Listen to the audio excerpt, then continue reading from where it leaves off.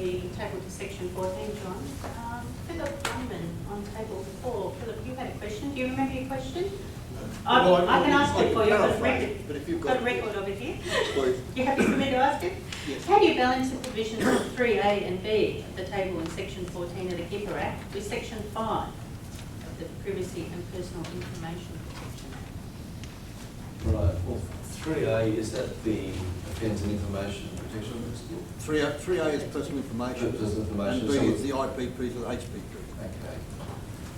Well, section 5 of PIPA basically says that PIPA doesn't apply, basically, if you're dealing with GIPA. And then so you're sitting there with GIPA, and then you come across this provision that Phil's pointed out, and it says, but PIPA might apply. But straight away, I suppose my legal answer is, you deal with PIPA in the way it's referred to in that section, in the first instance. PIPA is temporarily enlivened by that provision in a GIPA application, even though the PIPA Act says it has no import in a GIPA application. This gets back to the point I made about which definition applies personal information. So that's the quick answer is how you overcome that. You just forget about PIPA in section 5. You read section 14 of GIPA and the table and those two clauses, and then you go to PIPA purely for an educative role to see what personal information, or to see what the information protection principles are. Because GIPA doesn't list them. So I don't know if that helps. Can I ask a follow-up question to that, please? Just accepting what you've said, in relation to looking at the Privacy Act for the, so look at in relation to whether an IPP or HPP. In the body of those acts, there's provisions where it says these principles don't apply. There's exemption provisions in the Act itself.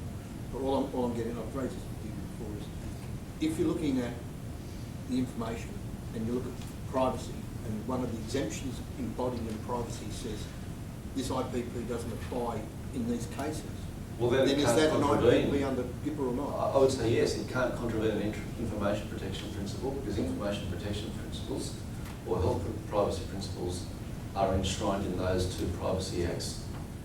And so if that principle doesn't apply, presumably on the facts, or we talk on the facts, well then you can't offend an information protection principle, and so therefore the regard you have to it is that it's not offended, so you don't have to do a weighing.